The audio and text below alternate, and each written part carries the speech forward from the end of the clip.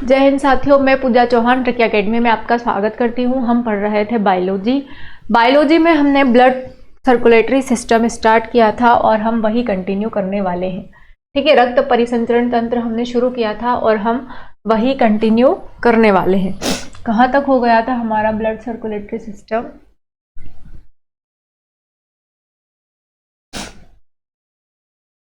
मैंने आपको बता दिया था कि विलियम हार्वे ने इसकी खोज की है। ठीक है, हमने रक्त के सारे भाग पढ़ लिए थे कि रक्त के दो भाग होते हैं, एक तो होता है द्रव के रूप में और दूसरा जो होता है वो होता है कणों के रूप में। रक्त का जो द्रव वाला भाग था वो था प्लाज्मा और कणों के रूप में जो भाग था वो थे WBC, प्लेटलेट्स और RBC। RBC और WBC के बारे में हमने पढ़ लिया था। अब हम WBC के बारे में थोड़ी सी और जानकारी दे देते हैं आपको। मैंने बता दिया था आपको कि जब एड्स होता है किसी व्यक्ति को तो उसके शरीर में या रक्त में WBC की मात्रा कम हो जाती है। और वो कौन से प्रकार की WBC है तो वो मैं आपको बताती हूँ, लिम्फोसाइट। ठीक है, तो लिम्फोसाइट टाइप की WBC होती है। नोट कर लेना आप कि एड्स होने पर लिम्फोसाइट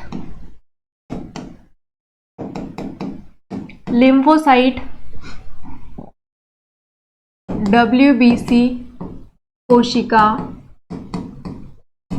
की मात्रा कम हो जाती है। अब ये जो लिम्फोसाइट होती है ये भी दो प्रकार की होती है। एक तो होती है B लिम्फोसाइट और दूसरी होती है T लिम्फोसाइट। कितने प्रकार की होती है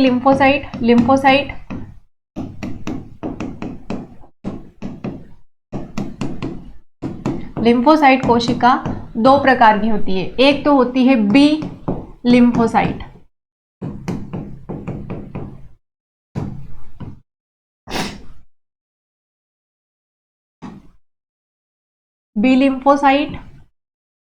और दूसरी होती है T लिम्फोसाइट। और ये दोनों ही क्या करती है, तो ये दोनों ही एंटीबॉडी का निर्माण करती है।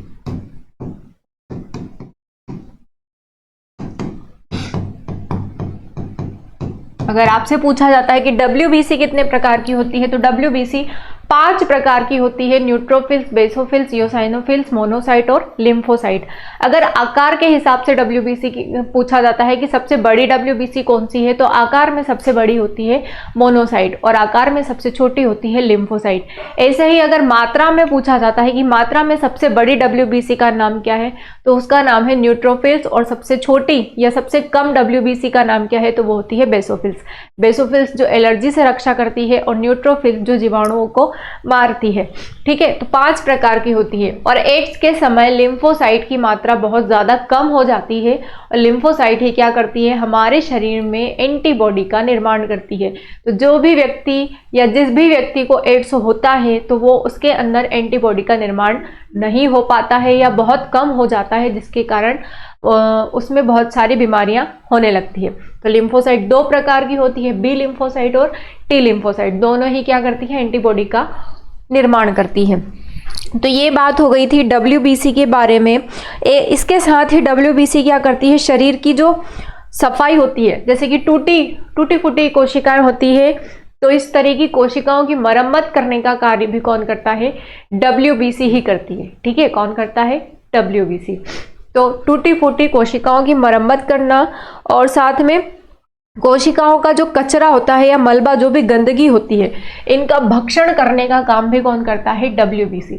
कोशिकाओं से भी कुछ अपशिष्ट पदार्थ निकलते होंगे तो इन अपशिष्ट पदार्थों का भक्षण करने का काम भी कौन करता है, WBC ही करती है। तो आपसे पूछा जा सकता है कि शरीर में कोशिकाओं के द्वारा निकलने वाले मलबे या कचरे की सफाई कौन करता है तो वो कौन करता है, WBC करता है।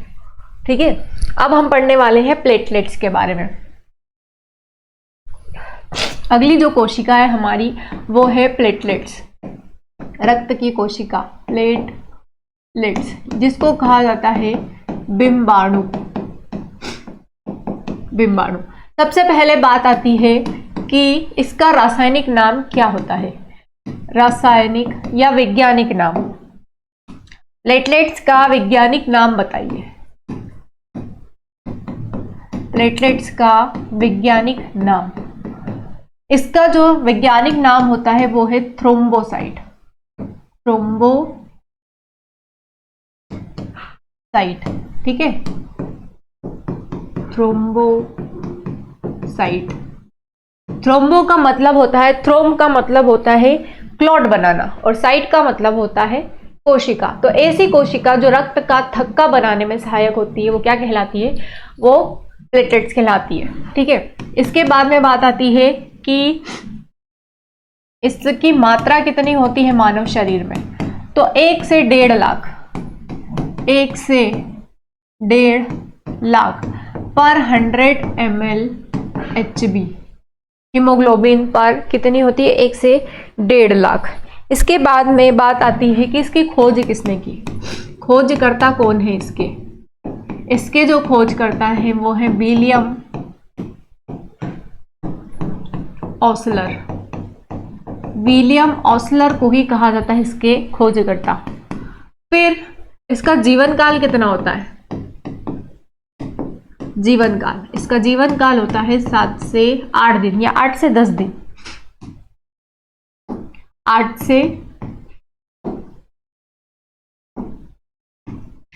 से 10 दिन। निर्माण कहाँ होता है इसका? तो इसका भी निर्माण कहाँ होगा? अस्थि मज्जा में ही होगा, बोन मैरो में ही होगा। अस्थि मज्जा या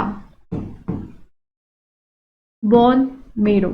मैंने बता दिया था हमारे शरीर की जो भी बड़ी हड्डियां होती हैं वहीं बड़ी हड्डियों में ही पाया जाता है बोन मैरो। जैसे हमारी रीढ़ की हड्डी हो गई, हमारी फीमर बोन हो गई, इन 2 जगह पर बोन मैरो पाया जाता है। निर्माण के बाद बात आती है मृत्यु की, कि इनकी मृत्यु कहाँ होती है? तो इनकी मृत्यु भी होती है रक्त में, और इनका पुनर्निर्माण भी कहाँ होता है? इनका पुनर्निर्माण हो जाता है रक्त में ही, ठीक है। क्या इसमें केंद्रक पाया जाता है? जी हाँ, इसमें भी केंद्रक पाया जाता है, केंद्रक पाया जाता है।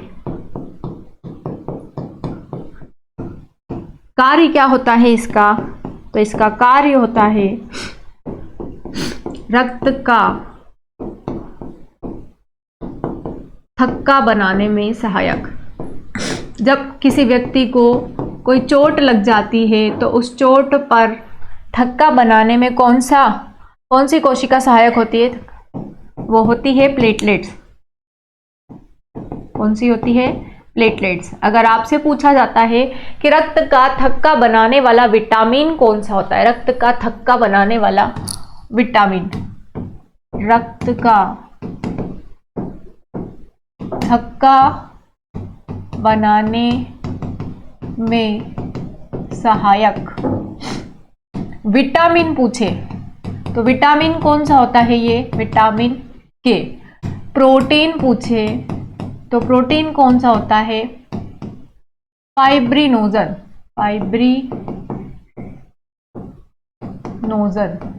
फाइब्रिनोजन। ठीक से लिख देती हूं मैं।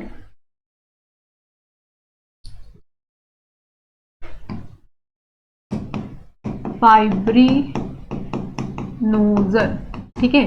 कहीं कहीं पर थ्रोम्बिन भी लिखा हुआ आ सकता है, थ्रोम्बिन, और कहीं कहीं पर प्रोथ्रोम्बिन भी लिखा आ सकता है। ये तीनों ही, प्रोथ्रोम्बिन, ये तीनों ही सहायक होते हैं रक्त का थक्का बनाने में, लेकिन मुख्य रूप से जो होता है वो कौन सा है? वो है फाइब्रिनोजन, ठीक है। और अगर कोशिका पूछ ले कि रक्त का थक्का बनाने में सहायक कोशिका कौन सी है, तो कोशिका मैंने आपको बता ही दी है, प्लेटलेट्स होती है। कौन सी होती है?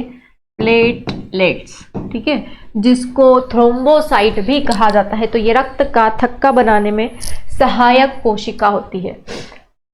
ये जो है ये एग्जाम के पॉइंट ऑफ व्यू से इंपॉर्टेंट है, IMP है, ठीक है, कि रक्त का थक्का बनाने में सहायक विटामिन कौन सा होता है? के होता है। प्रोटीन कौन सा होता है? फाइब्रिनोजन, थ्रोम्बिन, या क्या होता है? प्रोथ्रोम्बिन। और कोशिका का अगर पूछ ले कि रक्त का थक्का बनाने में सहायक कोशिका कौन सी होती है, तो प्लेटलेट्स होती है। मैंने आपको प्लेटलेट्स के बारे में सारी जनरल से इंफॉर्मेशन दे दी है जो एग्जाम में पूछी जाती है। इसका वैज्ञानिक नाम पूछा जाता है, थ्रोम्बोसाइट होता है, जीवन काल कितना होता है इसका 8 से 10 दिन, कहीं कहीं पर आपको 7 से 8 दिन भी लिखा हुआ आ सकता है। ठीक है, तो वो ऑप्शन पर डिपेंड करता है। खोजकर्ता कौन है इसके? विलियम ऑसलर है। उसके बाद में निर्माण, इसका निर्माण कहाँ होता है? तो इसका निर्माण होता है अस्थि मज्जा में, और इसकी मृत्यु हो जाती है कहाँ पर? रक्त में। पुनर्निर्माण भी इसका हो जाता है रक्त में ही। इसमें केंद्रक पाया जाता है। केंद्रक पाया जाता है मतलब कि ये श्वसन अभिक्रिया में भाग ले सकता है। कार्य क्या होता है इसका? रक्त का थक्का बनाने में ये सहायक होता है, यही इसका कार्य होता है। अब कुछ बीमारियां हैं जिनके होने पर प्लेटलेट्स की कमी हो जाती है। कौन सी बीमारियां होती है वो नोट कर लीजिए आप। एक तो होता है मलेरिया। मलेरिया,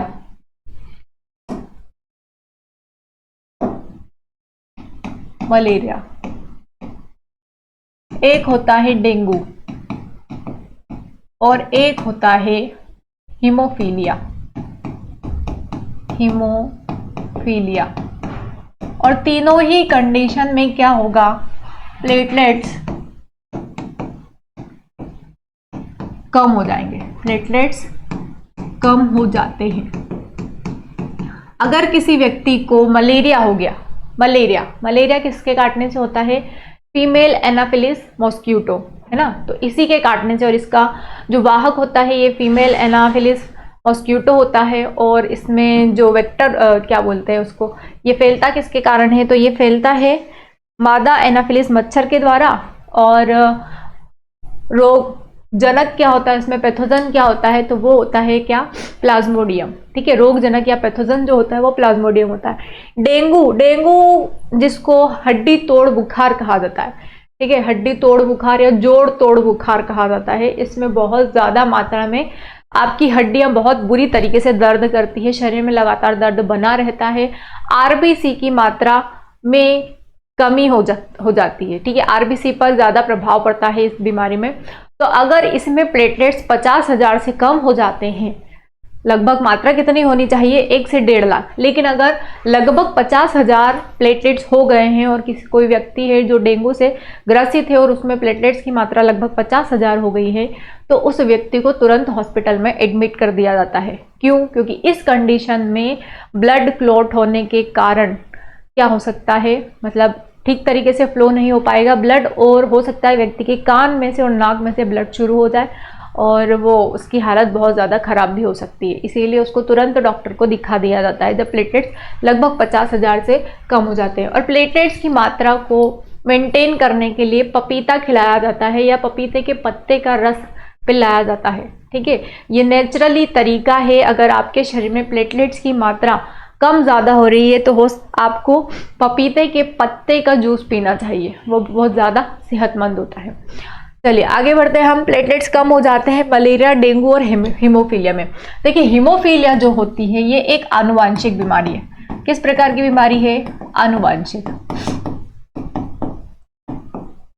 इसके अन्य नाम भी है। क्या है अन्य नाम? तो अन्य नाम है इसके, इसे कहा जाता है शाही बीमारी। शाही बीमारी, रॉयल डिसीज, रॉयल डिसीज कहा जाता है। और क्या कहा जाता है इसको? इसको कहा जाता है क्रिसमस फैक्टर। क्रिसमस फैक्टर, क्योंकि इसकी जो खोज हुई थी वो हुई थी कब? क्रिसमस डे के। क्रिसमस डे को ये खोजी गई थी, इसलिए इसको कहा जाता है क्रिसमस फैक्टर। शाही बीमारी या रॉयल डिसीज क्यों कहा जाता है इसको? क्योंकि ये सबसे पहले रानी विक्टोरिया को हुई थी और उसी के बाद ये धीरे धीरे कई सारे लोगों में होने लग गई। ये आनुवांशिक बीमारी है, पीढ़ी दर पीढ़ी चलती रहती है। ठीक है, तो इसलिए इसको क्या कहा जाता है? शाही बीमारी या रॉयल डिसीज, क्योंकि रानी विक्टोरिया को सबसे पहले हुई थी। इस बीमारी में होता क्या है कि इसमें प्लेटलेट्स की मात्रा बहुत ज़्यादा कम हो जाती है या प्लेटलेट्स बनते ही नहीं बन पाते हैं प्लेटलेट्स। और जिस भी व्यक्ति को प्लेटलेट्स की कमी हो जाती है तो ब्लड लगातार बहता ही रहता है। अगर उसको कहीं चोट लग गई है तो उसमें रक्त का थक्का नहीं बन पाता है। रक्त का थक्का किस तरीके से बनता है? जैसे कि ये कहीं कोई चोट लगी हुई है, ठीक है, तो पहले इसके ऊपर एक लेयर बनेगी जिसको कहा जाता है सीरम। क्या कहा जाता है इसको? सीरम कहा जाता है। यहाँ पर एक ऐसे पीले रंग की लेयर बन जाएगी, जो भी चोट लगेगी थोड़ी गहरी चोट होगी तो उसके आसपास इस तरीके से लेयर बन जाएगी, और लेयर बनने के बाद में धीरे धीरे करके यहाँ पर ब्लड के ऐसे जाल बिछ जाते हैं, ऐसे जाल बिछ जाएंगे, और ये जाल बिछते जाते हैं और फिर ये धीरे धीरे करके जाल पूरे ब्लॉक हो जाते हैं, और ब्लॉक होने के कारण ही ये एक थक्का बना लेते हैं, जिसको हम कहते हैं रक्त का थक्का। और ये बनाने में सहायक कोशिकाएं कौन सी होती है, तो वो होती है प्लेटलेट्स। और अगर आपसे पूछे कि विटामिन कौन सा होता है, तो वो होता है विटामिन के। और अगर आपसे पूछे प्रोटीन कौन सा होता है, तो वो होता है फाइब्रिनोजन। फाइब्रिनोजन प्रोटीन होता है जो इस तरीके से रक्त का थक्का बनाने में सहायक होता है। जाल की तरह काम करते हैं तीनों के तीनों, इसीलिए इसको थक्का बनाने में सहायक। जनरली थक्का बनने में कितना समय लगता है, तो कम से कम 3 से 4 मिनट का समय लगता है। लेकिन अगर थक्का बनने में 10 से 12 मिनट का समय लग रहा है, तो मतलब कि विटामिन के की कमी है। लेकिन 10-12 मिनट के बावजूद भी अगर रक्त लगातार बह रहा है, बंद ही नहीं हो रहा है, इतनी ज़्यादा गहरी चोट लगी है कि रक्त पूरे शरीर का बाहर निकल गया है, तो उस व्यक्ति को क्या हो सकता है, उसको हो सकता है हीमोफीलिया। ठीक है, हीमोफीलिया हो सकता है, शाही बीमारी जिसको कहा जाता है, रॉयल डिसीज या क्रिसमस फैक्टर जिसको कहा जाता है, वो हो सकता है कि लगातार शरीर का रक्त पूरा बह गया, उसकी मौत हो गई, तो उसको क्या कहा जाता है, हीमोफीलिया कहा जाता है। तो ये मैंने आपको बता दिया है कि आरबीसी किस तरीके से काम करती है, डब्ल्यूबीसी किस तरीके से काम करती है, और प्लेटलेट्स की कमी कब हो सकती है आपके शरीर में, और इसकी पूर्ति को किस तरीके से आप पूरा कर सकते हो, इसकी कमी की पूर्ति को कैसे आप कर सकते हो नियंत्रित, वो है कच्चे पपीता का जूस। ठीक है, उसके पत्ते का जूस, उससे आप उसको ठीक कर सकते हैं। तो हमने आरबीसी, डब्ल्यूबीसी और प्लेटलेट्स के बारे में पढ़ लिया है। अब हम बताते हैं कि रक्त का थक्का बनाने में कौन से 2 प्रोटीन मिलकर रक्त का थक्का बना सकते हैं। ठीक है, तो आगे बढ़ते हैं हम। जैसे कि अगर रक्त का थक्का बनाना है, मतलब ये कोई चोट लग गई और रक्त का थक्का बन रहा है, तो उसके लिए जो सहायक होगा वो क्या होगा, सबसे पहले थ्रोम्बिन प्रोटीन होगा, सॉरी प्रोथ्रोम्बिन होगा। नोट डालकर लिख लेना, प्रो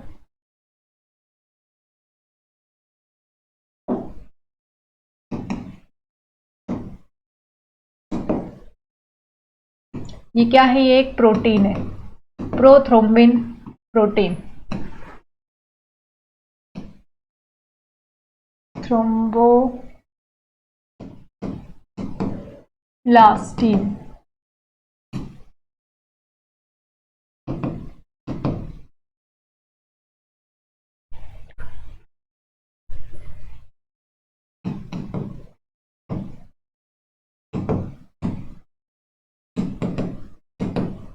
जब प्रोथ्रोम्बिन प्रोटीन थ्रोम्बोप्लास्टिन से मिलता है तो क्या बना लेता है, थ्रोम्बिन प्रोटीन बना लेता है। ठीक है, तो ये रक्त का थक्का बनाने वाले तत्व हैं।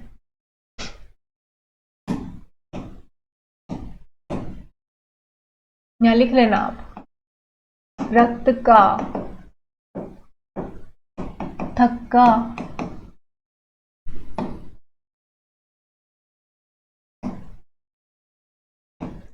बनाने वाले एजेंट। ठीक है, अगर आपको हिंदी में नोट करना है तो आप क्या लिखेंगे कि थ्रोम्बोप्लास्टिन, यहाँ पर कैल्शियम भी आएगा, ये प्रोटीन नहीं आएगा, यहाँ पर कैल्शियम आएगा।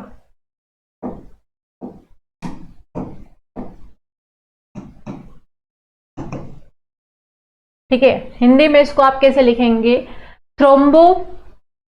थ्रोम्बिन प्रोटीन एवं कैल्शियम, थ्रोम्बिन प्रोटीन एवं थ्रोम्बोप्लास्टिन एवं कैल्शियम की उपस्थिति में रुधिर में उपस्थित प्रोथ्रोम्बिन नामक पदार्थ थ्रोम्बिन में परिवर्तित हो जाता है।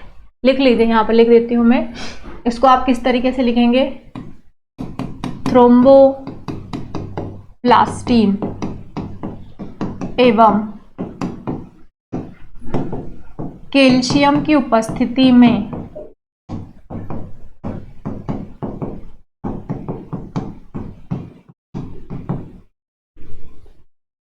रुधिर में उपस्थित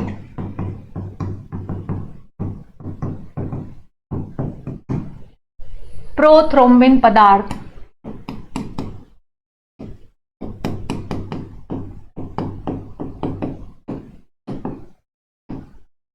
थ्रोम्बिन पदार्थ में बदल जाता है। थ्रोम्बिन पदार्थ में या प्रोटीन में बदल जाता है। यही हमने फॉर्मूले के हिसाब से लिखा है। ठीक है, ये थ्रोम्बोप्लास्टिन एवं कैल्शियम की उपस्थिति में जो रक्त में उपस्थित होता है प्रोथ्रोम्बिन पदार्थ, वो किस में बदल जाता है? थ्रोम्बिन पदार्थ में बदल जाता है। दूसरा क्या आता है कि जो थ्रोम्बिन प्लाज्मा में उपस्थित होता है, फाइब्रिनोजन को उत्प्रेरित कर देता है और उसे फाइब्रिन नामक अघुलनशील तंतुओं में बदल देता है। ठीक है, क्या होता है कि जो थ्रोम्बिन प्लाज्मा, ये फर्स्ट पॉइंट है इसका। सेकेंड पॉइंट,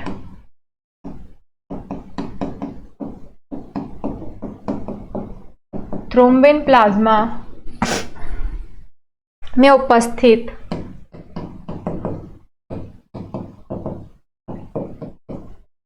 फाइब्रिनोजन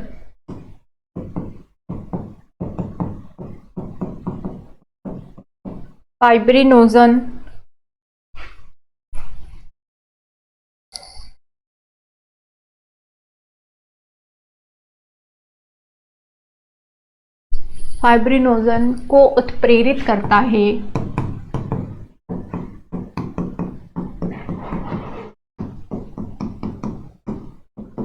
और उसे फाइब्रिन के अघुलनशील तंतुओं में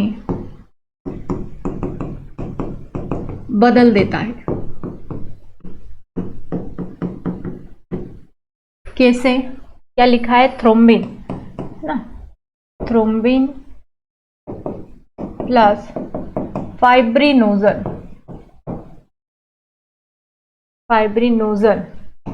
किस में बदला? फाइब्रिन में, फाइब्रिन प्रोटीन में। तो ये कुछ इक्वेशंस होती है जो रक्त का थक्का बनाने में सहायक होता है, तो आप ये नोट कर लीजिए। इसके बाद में जो फाइब्रिन होते हैं, इसके तंतु एक जाल बना लेते हैं और जाल बनाने में इनको लगता है लगभग 3 से 4 मिनट का समय। इसीलिए फाइब्रिनोजन को क्या कहा जाता है? घाव भरने वाला प्रोटीन। और विटामिन सी को भी कहा जाता है घाव भरने में सहायक विटामिन। ठीक है, घाव भरने वाला विटामिन अलग होता है और घाव भरने में सहायक विटामिन अलग होता है। तो घाव भरने वाला जो विटामिन होता है वो विटामिन के होता है और घाव भरने में सहायक जो विटामिन होता है वो विटामिन सी होता है। जो भी आप क्वेश्चन पढ़ें बिल्कुल ध्यान से पढ़ें कि एग्जामिनर क्या पूछ रहा है आपसे, कि घाव भरने वाला पूछ रहा है या घाव भरने में सहायक पूछ रहा है। अगर घाव भरने वाला पूछा है तो घाव भरने वाला कौन सा होता है? विटामिन के, और सहायक होता है विटामिन सी। तो ये हमने रक्त का थक्का बनाने में सहायक जो भी एजेंट होते हैं या प्रोटीन होते हैं या पदार्थ होते हैं उसके बारे में हमने पढ़ लिया है। अब हम पढ़ते हैं रक्त के बारे में कुछ इंफॉर्मेशन जो मैंने आपको नहीं बताई थी, स्टार्टिंग में छूट गया था, तो अब आप उसको कवर कर लीजिए रक्त के बारे में। ठीक है, रक्त या ब्लड। सबसे पहले बात आती है कि रक्त के अध्ययन को क्या कहा जाता है? रक्त का अध्ययन क्या कहलाता है? स्टडी क्या कहलाती? Study of blood is known as haematology. Haematology, रक्त के अध्ययन को हिमेटोलॉजी कहते हैं। हिमेटोलॉजी कहते हैं। ठीक है, रक्त की कोशिका या इसकी सेल जो होती है क्या कहलाती है? तो सेल कहलाएगी हिमेटोसाइट। जहां भी लोजी शब्द आ जाए मतलब अध्ययन है, और जहां भी साइट शब्द आ जाए मतलब कोशिका है। क्या है? हिमेटोसाइट। ठीक है। उसके बाद में हमारे कुल शरीर का कितने प्रतिशत रक्त होता है? तो हमारे कुल शरीर के वजन का 7% जो होता है रक्त होता है। हमारे कुल वजन का 7% रक्त होता है। ठीक है। उसके बाद में मात्रा कितनी होती है इसकी हमारे शरीर में? वो होती है 5 से 6 लीटर। 5 से 6 लीटर हमारे शरीर में रक्त की मात्रा होती है। फीमेल्स में थोड़ी कम हो सकती है, फीमेल्स में 4.5 से 5.5 लीटर हो सकता है। अब बात आती है कि रक्त का रंग लाल क्यों होता है? रक्त का रंग लाल किसके कारण? हीमोग्लोबिन के कारण। हीमोग्लोबिन के कारण। हीमोग्लोबिन जो होता है एक पदार्थ होता है जो दो चीजों से मिलकर बना होता है। एक तो होता है आयरन, दूसरा होता है ग्लोबुलिन। ग्लोबुलिन प्रोटीन होता है, आयरन एक खनिज लवण होता है। दोनों का रंग लाल होता है, जिसके कारण हीमोग्लोबिन भी लाल होता है और ये हमारे रक्त को लाल रंग प्रदान करते हैं। ठीक है। पीएच मान कितना होता है? रक्त का पीएच मान, रक्त का पीएच मान होता है 7.4। 7.4। तो इसकी प्रकृति कैसे हो गई? 7 से ज्यादा आ रहा है यानी कि क्या है? दुर्बल क्षारीय। पीएच स्केल एक स्केल होती है जिसकी खोज की थी सोरेनसन नामक वैज्ञानिक ने। इसके अंतर्गत 0 से लेकर 6.9 तक की जो वैल्यू होती है, जो मान होता है वो अम्ल का होता है, और 7.1 से 14 तक का जो मान होता है वो क्षार का होता है। 7 किसी का भी मान नहीं होता है। 7 जिसका मान होता है वो उदासीन होता है, न्यूट्रल होता है। और उदासीन किसका होता है? तो शुद्ध जल का या अशुद्ध जल का पीएच मान 7 होता है। उसके बाद में यहाँ पर लिखा है कि 7.4 है, 7 से ज्यादा है यानी कि दुर्बल अम्ल है। दुर्बल और प्रबल की पहचान कैसे होती है? जब 7.1 से लेकर 10 तक की वैल्यू आती है तो वो दुर्बल कहलाती है, और 10 से ज्यादा आ गई, 14 तक आ गई तो वो प्रबल कहलाती है, यानी कि स्ट्रॉन्ग बेस कहलाएगा। इधर अगर 0 से लेकर 3 तक की वैल्यू है तो वो स्ट्रॉन्ग एसिड, बहुत ज्यादा ज्वलनशील अम्ल कहलाएगा, जला देगा चीजों को। और 3.1 से लेकर 6.9 जो होगा वो दुर्बल अम्ल कहलाएगा। ठीक है। तो पीएच मान, रक्त का पीएच मान कितना होता है? 7.4 होता है। बात आती है कि रक्त का निर्माण कहाँ होता है? रक्त का निर्माण कहाँ होता है? अस्थि मज्जा में। अस्थि मज्जा या बोन मैरो में। उसके बाद में बात आती है कि रक्त की मृत्यु कहाँ होती है? रक्त का संग्रहण लिख लीजिए आप पहले। रक्त का संग्रहण होता है स्प्लीन या प्लीहा में। ठीक है। मृत्यु कहाँ हो जाती है ये लिखने की जरूरत नहीं है आपको, केवल संग्रहण ही लिखना है। ठीक है। तो हमने बता दिया है कि रक्त का अध्ययन क्या कहलाता है? हेमेटोलॉजी कहलाता है। रक्त की कोशिका क्या कहलाती है? हेमेटोसाइट कहलाती है। रक्त किस प्रकार का ऊतक है? तो रक्त एक तरल संयोजी ऊतक है। रक्त एक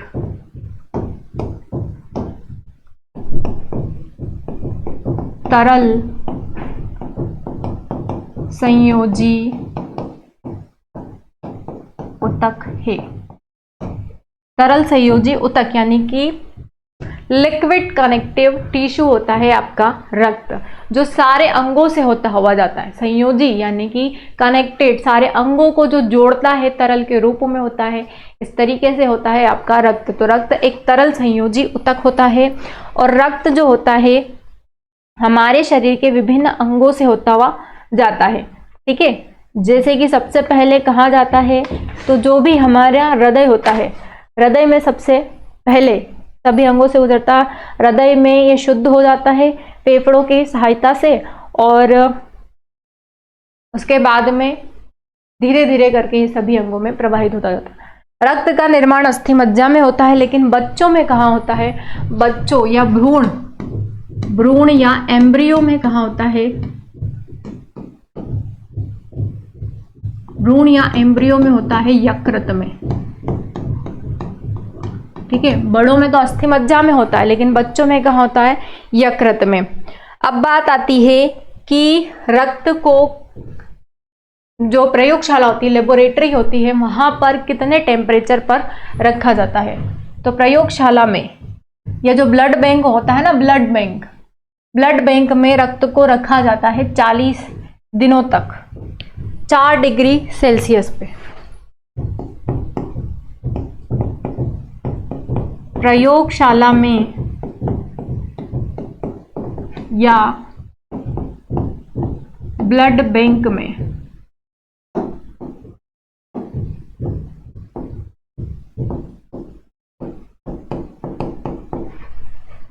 रक्त को 40 दिनों तक 4 डिग्री सेल्सियस पर ताप पर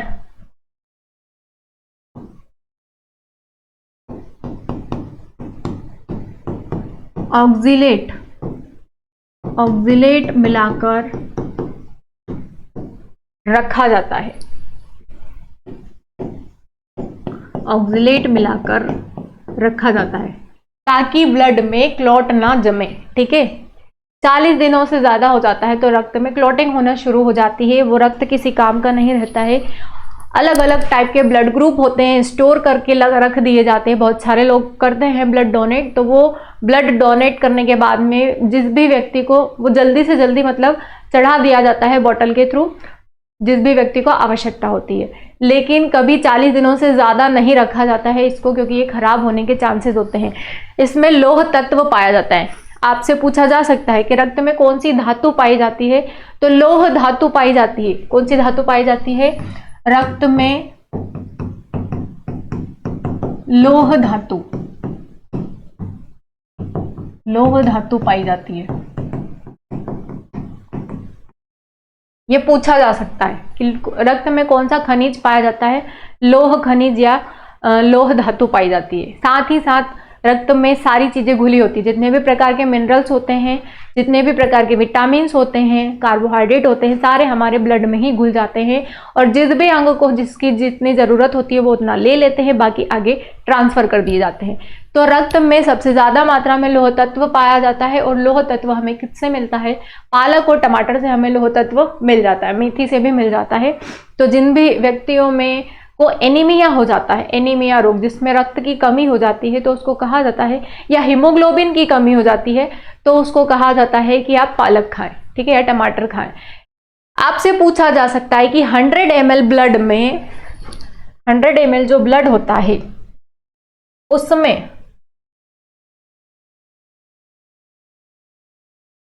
100 ml ब्लड में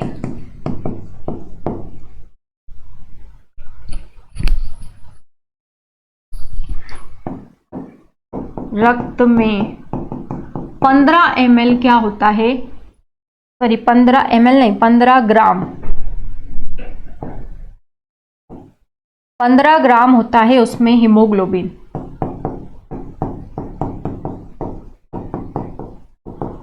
और ये 15 ग्राम हीमोग्लोबिन 20 ml ऑक्सीजन का परिवहन करता है।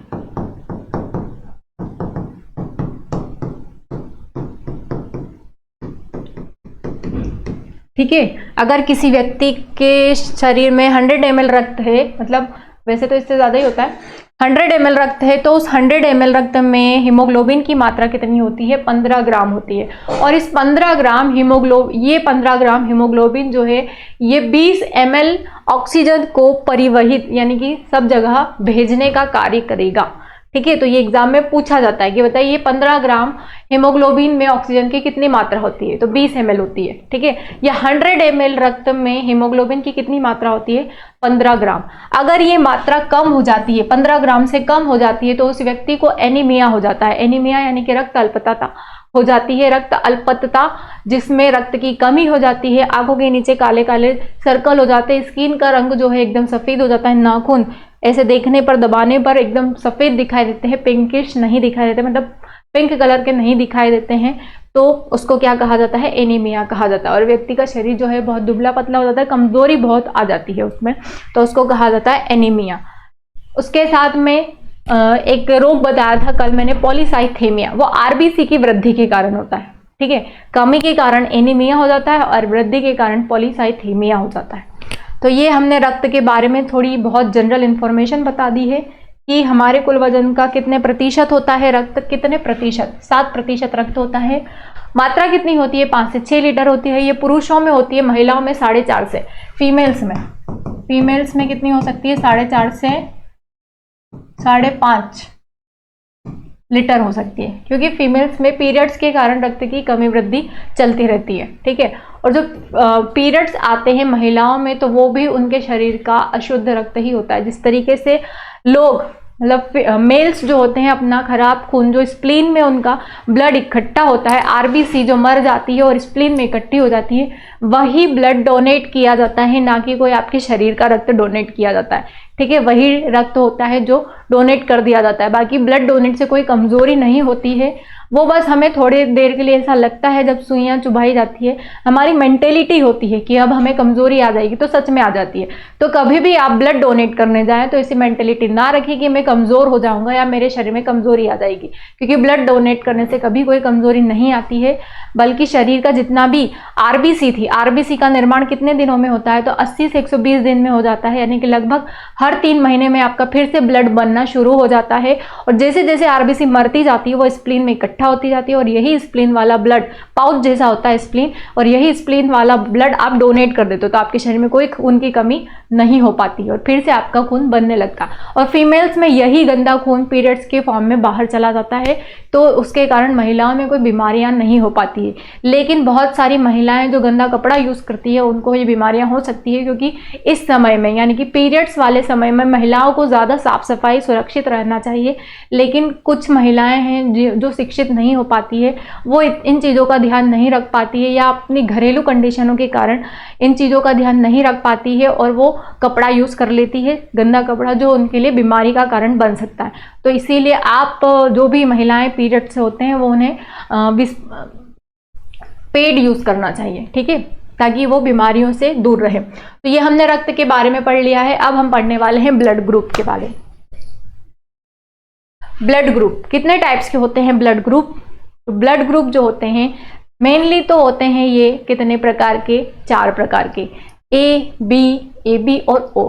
लेकिन इन्हें आगे चलकर फिर से डिवाइड किया गया है पॉजिटिव नेगेटिव में। ठीक है, मेनली तो 4 ही होते हैं, ए बी और ओ, पर इनको पॉजिटिव नेगेटिव के फॉर्म में आगे चलकर 8 कैटेगरीज में डिवाइड कर दिया गया है। वैसे पूरे यूनिवर्सल की बात की जाती है तो लगभग 55 से ज्यादा प्रकार के रक्त समूह होते हैं, लेकिन मानव शरीर की बात की जाती है तो ABO रक्त समूह होता है, ABO रक्त समूह। और इस रक्त समूह की खोज की थी कार्ल लैंडस्टीनर ने। ठीक है, AB रक्त समूह बाद में खोजा गया था डक्सटुलियो स्टूली के द्वारा 1904 में, लेकिन रक्त समूह की खोज हुई थी 1900 में ही। और इसी रक्त समूह की खोज करने के कारण कार्ल लैंडस्टीनर को नोबेल पुरस्कार से पुरस्कृत भी किया गया था। तो रक्त समूह के बारे में हम अगली क्लास में पढ़ेंगे, सारा डिटेल में आपको बताऊंगी किस तरीके से ब्लड ग्रुप होते हैं, कौन किसको दे सकता है, कौन किससे ले सकता है, ये अगली क्लास में हम डिस्कस करने वाले हैं। तब तक के लिए बने रहें ट्रिकी एकेडमी के साथ में। जय हिंद साथियों, धन्यवाद।